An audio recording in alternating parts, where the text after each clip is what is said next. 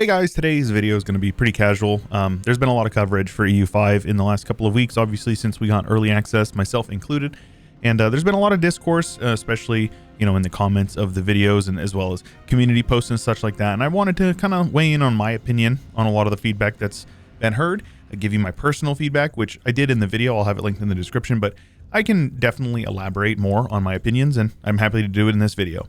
I've spent some time kind of scouring through the comment sections of various videos, the forums, etc., just kind of seeing what the general consensus is and what the major feedback is. And I've got it compressed down to a list of 10 major issues that I want to talk about today. I think that the primary one, and this is a very valid one, would be performance issues. The game is huge. It is like significantly larger than EU4 is in terms of map size, in terms of province density, locations, and all of the various pops and all of those things. There is a crazy amount of data that is packed into every single province and location in the game. It's been talked about ad nauseum, and yes, the performance in the early build that we got was pretty atrocious. It was borderline unplayable unless you had a fairly beefy PC, which I'm fortunate to have, of course.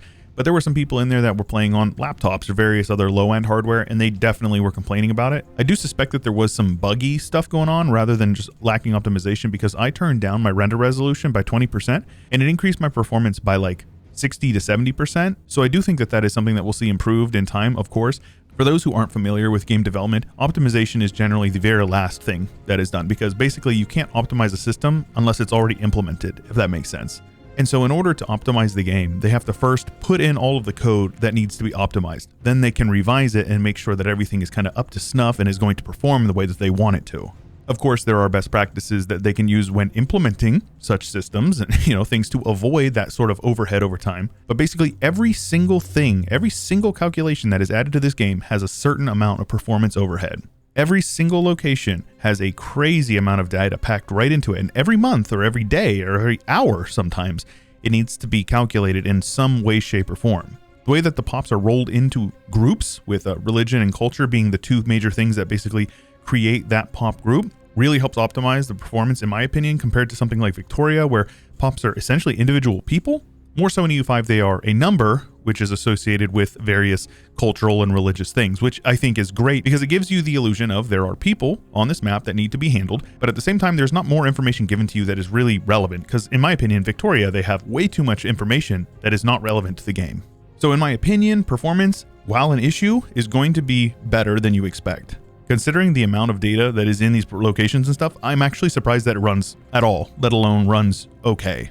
That being said, I do kind of suspect that the minimum requirements are basically going to be higher than EU4, but like with EU4, I think that we will see a wide array of performance mods, things that will consolidate various things that will help decrease the amount of monthly or daily calculations. And I think that that will help out people who maybe need that bit of extra performance overhead while not watering down the base game for those who can afford that sort of overhead with their hardware. Not a perfect solution, of course. In a perfect world, everybody's going to get good performance, good gameplay, no matter what. But alas, creating a game for basically an infinite amount of combinations of computer hardware is really hard. And so I'm giving them a bit of the benefit of the doubt, but I definitely can understand the concerns. The next major one, and this is a big one for me personally, would be the user interface and accessibility / UX and that sort of thing associated with the interface. The UI has been vastly canned for being very cluttered, unintuitive. Myself, as well as many of the other players, found it kind of challenging to navigate and access essential information, which definitely is going to hamper the overall experience of a grand strategy game, which is essentially all UI with a little bit of map. There were some super good videos by Red Hawk and Zlevik that kind of broke down the user interface and their kind of feedback about it. So I won't necessarily go into a crazy amount of detail about it, but I would recommend you check out their videos. I'm going to have those linked in the description as well. But I'll go over a few of my major gripes and things that I think should be changed just in like the main top bar UI. First and foremost, remove the ruler. There's no reason to have it there. I want that flag to be big, beautiful, and prevalent in view. The name of the nation does not need to be there either. If you don't know who you're playing as, you can literally just right-click your own country and that will open it up, or click on the flag. So just squish that up there, make the flag bigger, and get rid of the character. I kind of like the estate stuff. I think that stays. And I also think that the top bar with your money, your stability, your pops, those sorts of things are all very good in my opinion. Tooltips definitely have a lot of room for improvement, but they even told us in our early access version that tooltips were absolutely not finished at that point. So I'm going to give them the benefit of the doubt on that one. As far as the date goes, I like the date. I don't like the age of Renaissance. You can see right there. I would just get rid of the age of Renaissance, basically put the button that is there, move that over on the edge of the ledger and all that thing, and keep that how it is. The outliner is serviceable. It's fine. I do kind of like that it's color coded to kind of make it easy at a quick glance to say, okay, I'm looking for armies. That's red at the top, easy to see, right? That is okay in my opinion. The tooltips are absolutely terrible. There's very little information when you hover over them that is actually useful. Like when you hover over rebels, it literally just says how much it increases every month. I don't think it tells you at all why it increases.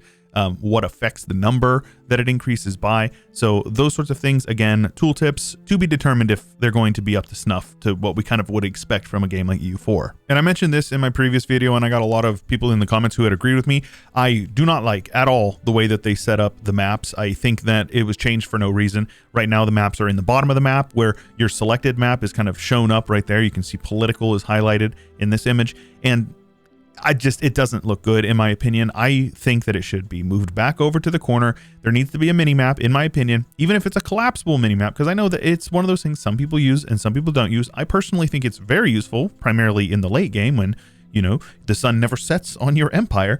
But so it should be collapsible in my opinion. That should be shipped with release, period. It's inexcusable if there is no mini map in my opinion. Also, the fact that all of your selectable map modes are there at any given time, not a big fan of. I like the idea of multiple map modes per hotkey like we have in EU4. Very standard feature in my opinion, and I think it is really good. That being said, the diversity of the map modes is actually really nice, and a lot of them can give you information that you otherwise wouldn't necessarily know that you needed to see. So in general, I don't like the way that the maps are laid out. I don't really like the way that you select them. And I hope that it gets changed because a lot of things felt like it was changed just for the sake of change. And in my opinion, if things need to be changed from EU4 to EU5, there really should be a justification, a reason for that. Oh, and also these messages in the bottom right corner, just get rid of them. Make it a collapsible thing like it is in EU4. It's one of those things, there's absolutely no reason for that to be there. I think they did this in exchange of the little tiny pop-ups that you hit C to clear. And rather than getting spammed with those, you get spammed with these little things in the bottom, kind of like how they do in Crusader Kings. But in my opinion, I would much rather just have the messages pop up like in EU4. And this is a big one for me personally, is the fact that there's no contextual hotkeys. If you are in your army, for example, you have an army selected and you hit a button that would normally change the map mode, it will only change the map mode. You cannot use like the QWER buttons for hotkeys within your army, which in my opinion is a huge mistake. Like hotkeys are super essential in a grand strategy game like this, where there's very high APM, or at least there can be very high APM, and anything that will streamline the process for the players and kind of remove frustration of having to click through various things when you could otherwise use your other hand that you're not, is going to be really good in my books. And the last thing I'll talk about with the UI is going to be like the clickability functions. Like when you left click on a location, it opens up the location, but if you right click on the location, it does not open up the country. It opens up a diplomacy drop down, which you would normally see if you open up the country in EU4. And in my opinion, I understand what they're going for with it, but in my opinion, left click opens up the province / location, right click opens up the country, period. Make it simple, make it make sense. It's easy. Everything that you need is in the country menu, and just leave it at that, in my opinion. The third major complaint that I saw was the implementation of trade, not necessarily the way that it was implemented, but its relative impact on your nation's economy and how you can basically become a super great power by just being in a good trade node, or at least having access to a good trade node. In my opinion, trade is quite overpowered in the current build. I played Holland a few times, probably about 20 of my 60 hours were roughly with Holland. And yeah, literally just automating trade, your country will blow up. All you need to do is build the production buildings. You can focus on the fine cloth and jewelry meta, and your nation will be the leading producer of all that stuff in 10 years. And you will be rich. You will be making like 30, 40, 50 ducats per month, which is just crazy to me. Granted, you have to consider money in EU5 has been heavily inflated versus EU4. 10 ducats in EU5 will not get you anything, where 10 ducats in EU4 will get you, an army regiment, for example. In EU5, I believe the base is 30 for most units, and that's assuming that you don't have to pay to import the goods to produce them, like weapons and firearms, that sort of thing. So in short, yes, I agree that trade is just too impactful. I think that the value of goods is too high. And the fact that you can card carry your nation with trade and just being in a good market in 1337 probably needs tuned. I imagine it may be pretty easy considering that you can just tweak some of the values of various goods. And they do have some pretty complex algorithms that are used to determine the value of a trade good, and those getting tweaked could probably have some positive impact as well. The next major one would be AI, or artificial intelligence. This would be the computer basically playing against the player and controlling various nations. In the time that I had in the game, I can honestly say that I thought the AI was competent, surprisingly competent, especially considering how many complicated features there are in the game and how much different logic there needs to be calculated for it. Again, this goes back to performance. There is overhead associated with the AI calculations, and considering the fact that the AI is able to do what it's able to do, I'm not really too fussed about it. There was some annoying things like their levies would get wiped out and they would just re-raise up another levy army, no questions asked. So the AI will like just death war with you in 1337. They will just death war and they do not care. And I think that in my opinion, the AI needs to weigh their pops and all that sort of stuff. They need to calculate those things in. But in terms of their ability to seek out battles, to take winning battles, I feel like they're okay. They do have a tendency to just rush down forts and to just, try to base race the player basically every war, which is obviously dumb and they shouldn't do that. But that should be a pretty easy tweak.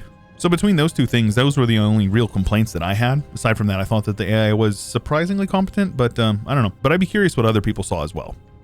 Number 5 is a big one. It is going to be the learning curve associated with EU5. Now, anybody who has played EU4 knows that the game is not easy. I mean, of course, it may come easier to some than others, but it is undoubtedly a very deep and very complex game. It is essentially a sandbox simulation, and there is 1,000,001 numbers that you can benefit from knowing what they are, what they do, how to affect them, and those sorts of things. EU5 takes that and basically cranks it up to 11, adding basically double the numbers that you need to pay attention to. Everything sort of affects other things down the line. In EU4, you have things, like army tradition gives you morale and those sorts of things.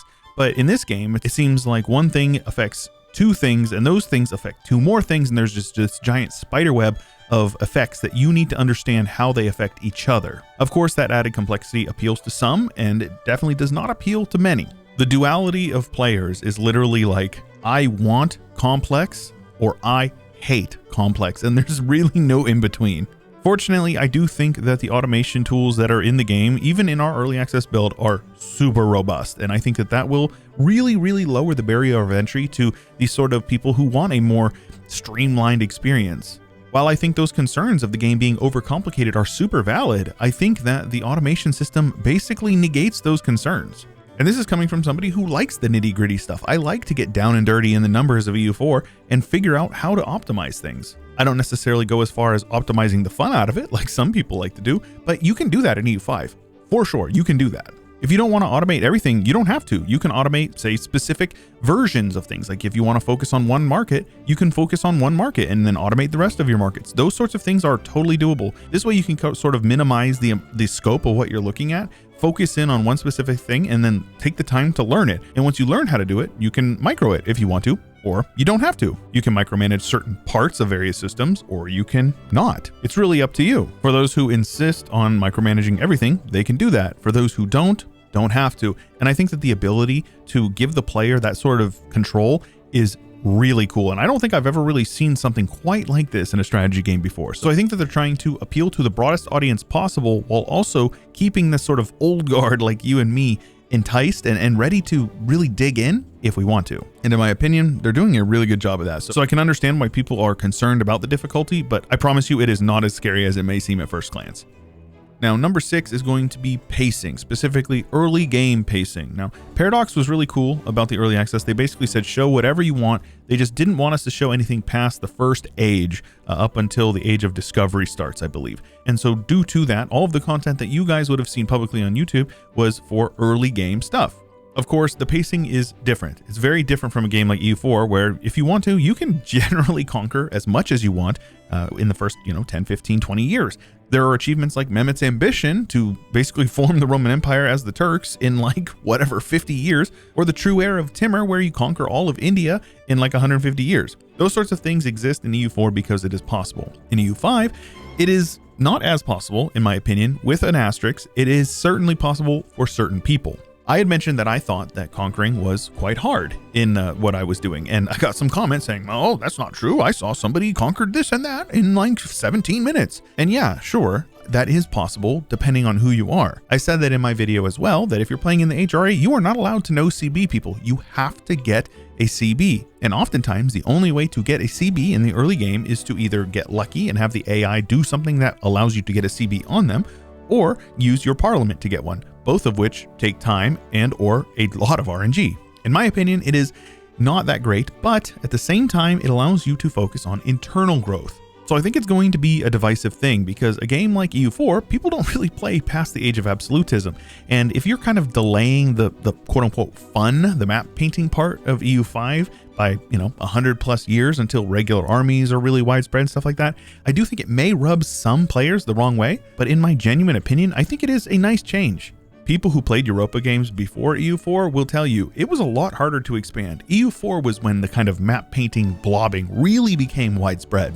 So what I think we're seeing is basically a step back from that to a sort of older version of this, where we say, okay, cool, conquer all you want, but it is going to be painful, it's going to be hard, but at the end of the day, it's going to be very, very rewarding. It is slow, and you're not going to get into colonization for, 50, 60, 100 years, depending on who you're playing as. And so you're taking a system that is a core system in EU4 that you can get access to in the first, 30, 40 years, and you're rolling the clock back on that. Of course, early game, you have to deal with the Black Death, which is kind of just like a, hey, you lose a little bit, no matter what, and there's nothing you can do about it. So it's an interesting dynamic. I don't know if I love it, but I also don't hate it. I definitely do not hate it. Early phases can be fairly slow, fairly uneventful. There's a couple of early game disasters, for example, that certain nations will have. I had the Hook and Cod Wars for Holland, and they were honestly just annoying event-driven disasters, and I didn't like that, but it was undoubtedly flavorful. So I don't know.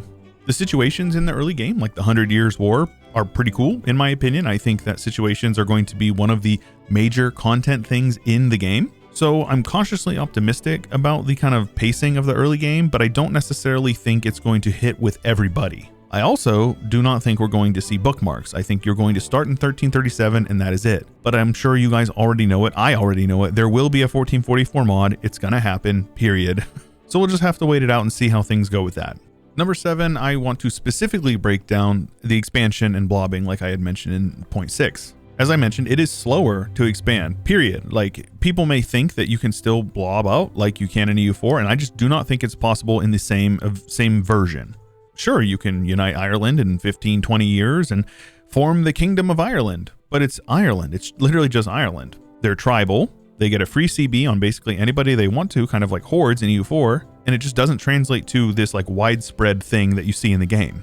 Playing in the HRE is slow. It's very slow. To be honest, it's supposed to, because that's how it was in real life. Obviously, there needs to be a certain trade-off for realism versus fun, and I always will err on the side of fun, so it is too slow, in my opinion, playing in a place like the HRE, but I can understand why it is the way it is. In EU4, I think that the AE mechanic is a really strong, like, anti-blobbing thing in the early game, and then later on, AE becomes just a number, as many of you may know. However, if you conquer HRE land in EU4, it is plus 50%. So instead of 30 AE for a province, it's 45, and that is really limiting. I'm not sure the exact details of how antagonism is in EU5, which is basically the analog to aggressive expansion. But if there isn't a system, kind of like how they have in EU4, where basically you just get extra antagonism depending on the land that you're conquering and like who owns it, what organizations it belongs to, those sorts of things. If those calculations don't exist, they certainly should. Like if you're a non-Catholic conquering Catholic lands, that should really upset other Catholics a lot more than it should upset, your neighbors who were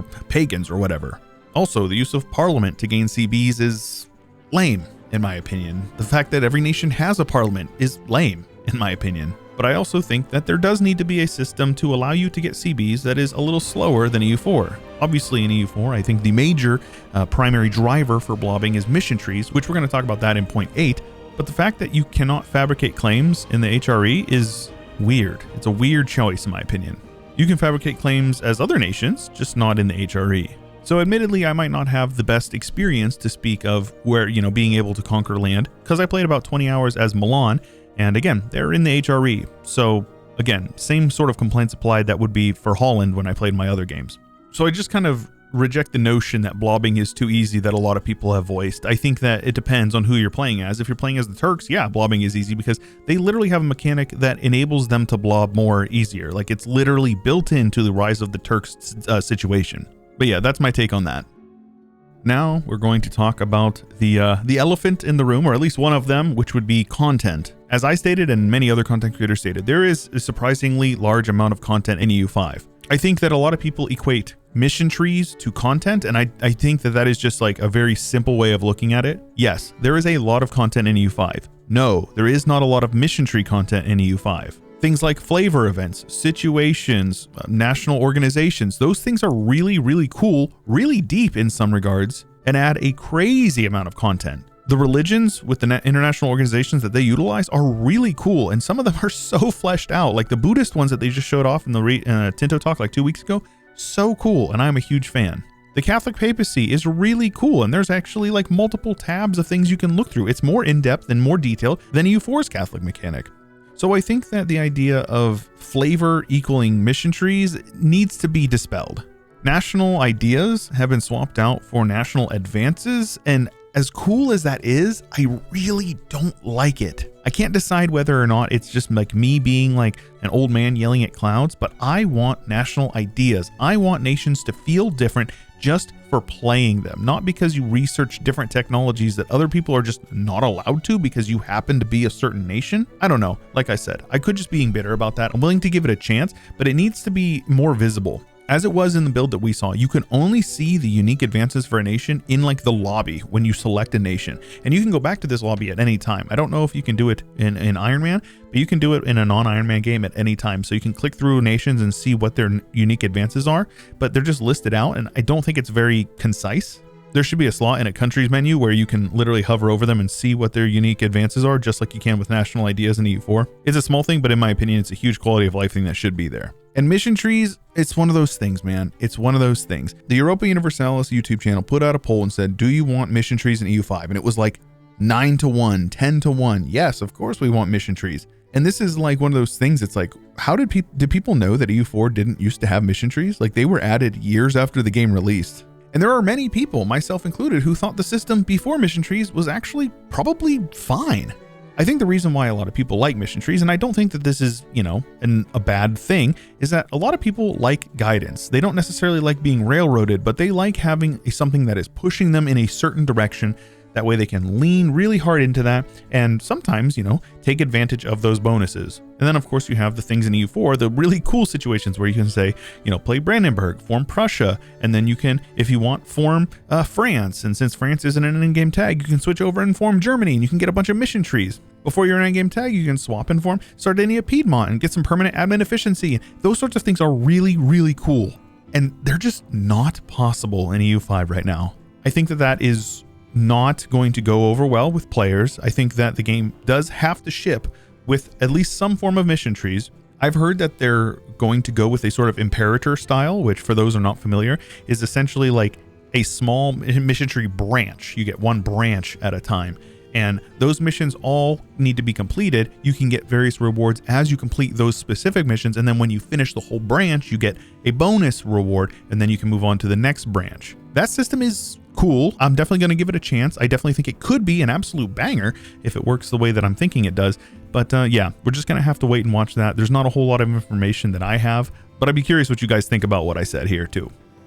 Number 9 is going to be the mechanics, specifically people complaining or voicing concern that many new mechanics that are being added from EU4 to EU5 seem to be overcomplicated. While I can understand to an extent what they're talking about, I do think that a lot of the things that are being added in the game are explicitly improvements. The trade system is not only just taking like unidirectional trade flow like we have in EU4, it is making it omnidirectional. It can go in any direction. It can stay where it's at, and all these sorts of things based on whatever like the kind of market draw they have. I'm not really sure off the top of my head of any major mechanics that have been changed that seem to be just change for change's sake and don't actually add something to the game. Advances are undoubtedly more involved than technology, but I think it is an overall great addition and adds a little bit of extra micro, but again, you can automate it if you want to. Trade is incredibly deep, but again, you can automate it if you want to. RGOs, really interesting, can automate it if you want to. Buildings, really in-depth, crazy amount of variety. again, can be automated if you want to. I do think that there might be too many buildings, but you know, a lot of them are regional specific or even country or culture specific. So I don't know. I'm going to have to wait and see on how I feel about that one in the long term. Some people voice the concerns that the game feels bloated because of all the new mechanics being added. I can't say that I felt specifically like anything felt bloated or forced in, but it has been about a month since I was able to really play it, so it's not super fresh in my mind. But overall, I felt like most of the changes that were made were nice, and they felt fairly smooth, and basically, if you wanted to automate it, you could, and there's nothing stopping you. This would go back to point 5, where I had mentioned the steep learning curve, and I think that you will get as much out of the game as you want. If you want a streamlined kind of poopy newbie experience, you can have that with automation. If you want the hardcore playing 1 month every 10 minutes in real life, you can get that as well, and you will be rewarded heavily for the micro, but you don't have to do it if you don't want to. I think more hardcore players may look down on the idea of automation, and I would just urge you to say, it's fine. It's really not a big deal. Use it if you want to, because at the end of the day, it's about sacrificing maybe a little bit of efficiency in exchange for time. If you want to make meaningful progress and you want to go through, you know, the multiple ages within one sitting, you probably will have to automate some stuff.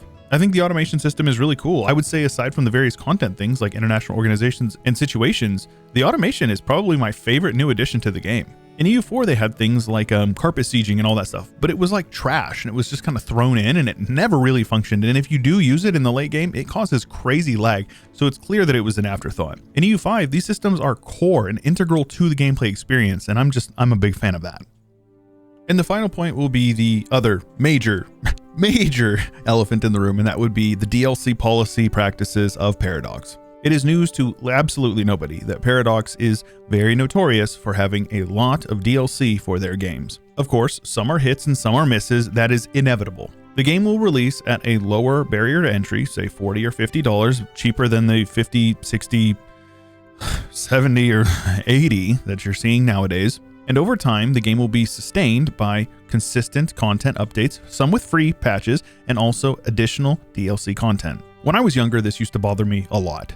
The older I get, the more that I realize, you know what, I think this actually does make sense as sort of a sustainability thing, but the major trade-off is that it is anti-consumer in the aspect of, with that each DLC, it raises the barrier to entry. To get into a game like EU4 right now, or before they had any of these special bundles, it was like $200 and something, maybe $300 to get the full intended Paradox experience. That is atrocious, and I obviously hope that we do not balloon the DLC stuff for EU5 to be somewhat similar to EU4. Of course, at the end of the day, you got to pay the devs. Of course, at the end of the day, Paradox is a publicly traded company. They have to make money for their shareholders. That is just the sad reality of the corporate video game industry. That being said, I like the idea of large free patches with large paid additional content. I don't see an issue with the DLC system as long as it's set up like that. If you're throwing a bone to the people who are willing to support the company, you should also throw a bone to the people who absolutely love the game and play it consistently. Because without a player base, you do not have a game.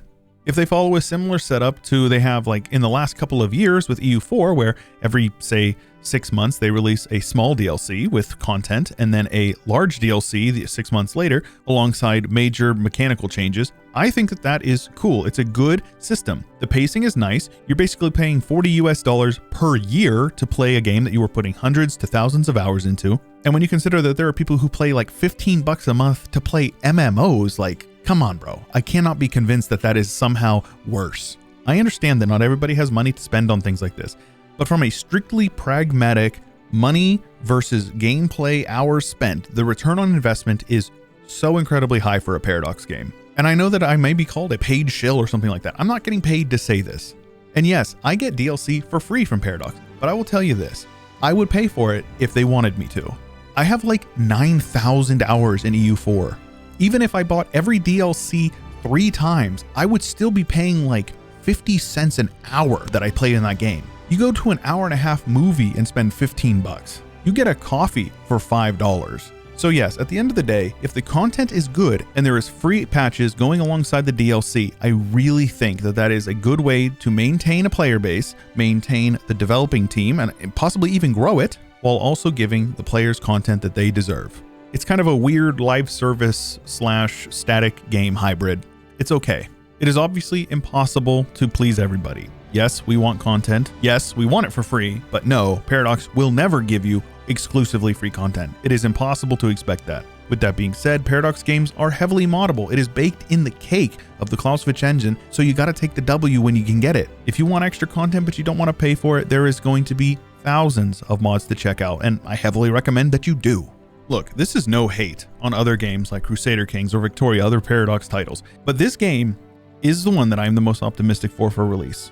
Crusader Kings, I thought, was pretty good on release, and it wasn't necessarily supported as much as I would like to have seen after release. Victoria was not quite what I was hoping it was on release, and I know many can attest to that as well, and I don't really think that the support has been up to snuff either. So if they can launch EU5, which I expect to be the next flagship title, even maybe surpassing Hearts of Iron in terms of like player base and revenue for Paradox, they are going to have to nail it. If they don't nail it, they are boned. Their company will be in big trouble. So I personally am rooting for them. If the game is released, it is good and people will enjoy it and people will buy it and people will support it. They will continue to develop it and we will have another 10-year plus wonderful grand strategy game that we can all fall in love with and immerse ourselves in. But that's just my take. I'm curious what you guys think. Let me know in the comments below. I appreciate you listening to me rambling for 30 plus minutes, and I hope to see you guys in the next one. If you haven't already subscribed, we're going to be talking lots of EU5 in the coming months, so make sure you subscribe, like the video if you did enjoy it, and like I said, leave a comment, let me know how you feel about everything down below.